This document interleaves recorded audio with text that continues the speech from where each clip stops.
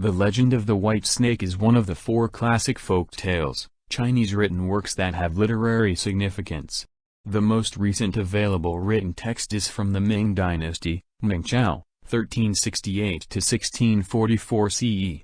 However, the idyllic lakes and famous pagoda of the southern Song Dynasty capital Hangzhou, are the location for much of its drama. The story is great to learn because it spans several major geographical locations important to both historical and present-day China, and reflects the major philosophical influences that shaped Chinese society. The fact that the story is rooted in many different aspects of Chinese culture may be down to it having originated from folklore and then altered many times over the course of hundreds of years.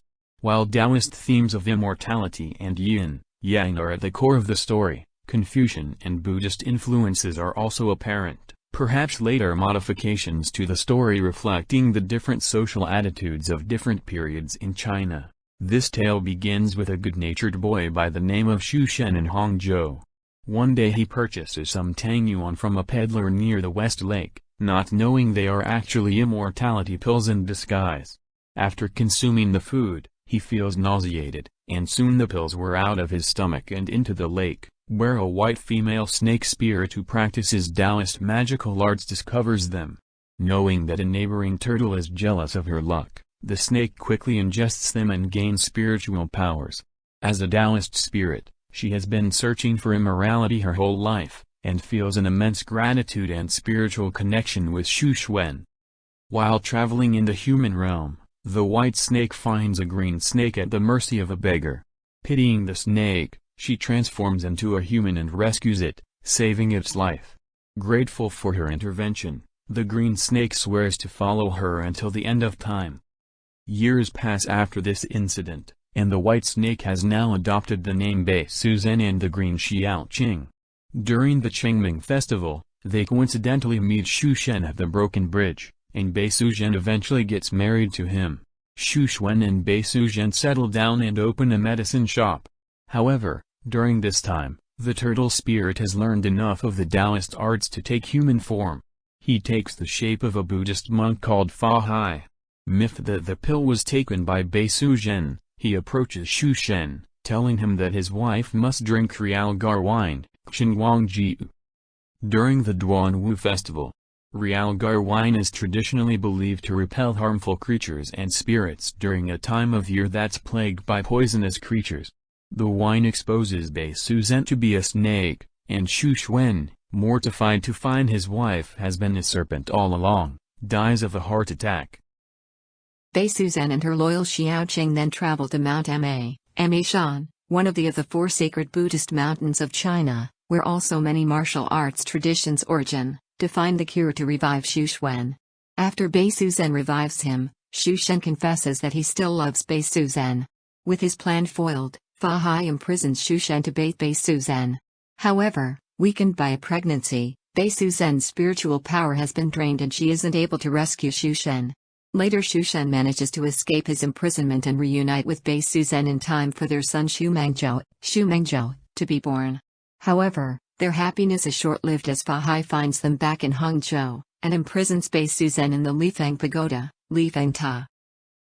Years later, Xu Mengzhou passes the imperial examinations, an insanely difficult and competitive test that young Confucian scholars from wealthy families all over the country spend their whole lives studying for. Competition in the rigorous civil service exam is enough to make even students competing for top spots in China's modern educational system cringe. Returning home with the title of top scholar, Xu Mengzhou has achieved the highest level of success in the whole empire. A pious Confucian, he returns to his native Hangzhou to pay respects to his mother at Lifeng Pagoda.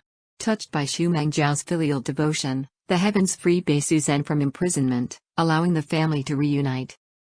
Cultural significance and analysis. The main philosophical influences in China, Buddhism, Taoism, and Confucianism, coexist in the story's main themes, and combine to deliver the moral message of the story. The legend of the White Snake's core plot is about the Taoist search for immortality, and the struggle between good and evil, or yin and yang. Taoism originated along with Confucianism and legalism as a competing, but often complementary philosophies of the Warring States period, which was roughly contemporaneous with classical periods in ancient Greek and Indian societies. Taoism was very important to many rulers in ancient China, starting with the first emperor Qin Shi Huang, because it was believed that Taoists were the only ones who knew the secrets of immortality.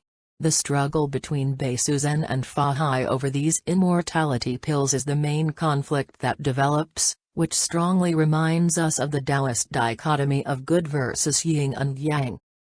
In earlier versions of the tale, Beisuzen was probably construed to resemble yin, or the feminine and evil, since she disrupts the normal balance of life by becoming a human and seducing a morally upright man. An antagonist with unnatural powers, and her monstrous tirades drown many innocents as she attempts to rescue her husband. Beisuzen is first exorcised during the Duanwu festival, a traditional holiday reserved for ridding oneself of evil spirits. Although she is not undone, she later gets what she deserves when she is imprisoned in a famous temple, and the natural balance of order is restored. Taoism's essential tenet is to go along with the natural flow of the world, and respect the harmony in the balance of life's opposing forces. However, the fact that Beisuzen was acting out of love for her husband and gave birth to a son suggests that she could also be interpreted as a hero from a Taoist perspective, as her drive to reunite with her family reflects the natural yin and yang balance between masculine and feminine forces. With this perspective in mind, we can see how the story evolved into more romantic versions that sympathized with that of the White Snake Lady. Later versions have evidently modified the original narrative, clearly demonstrating the influence of Buddhism and Confucianism. In the most recent Ming Dynasty text, Beisuzen saves her husband by traveling to the Buddhist sacred site, Mount Ma, and procuring a magical root. In this plot twist, we see how Buddhism and Taoism intertwined, as immortality medicines are a Taoist tradition, although Beisuzen has to go to a sacred Buddhist mountain to find them. Magical medicines are a persistent theme throughout the tale, and Beisuzen and Shushen open up a medicine shop when they settle down for the first time together. In ancient China, Taoist scholars strongly influenced the development of Chinese medicine with discoveries likely made while searching for the elixir of immortality. Incidentally, they may have also invented gunpowder. Although Beisuzen is eventually defeated by the turtle-turned monk Fahai, she is eventually saved by her morally upright, Confucian scholar son, who returns to restore order and balance to the chaotic story. By the time the Ming Dynasty version had been written, the influence of the Confucian civil service exam on Chinese society was significant, which is clearly apparent in the story.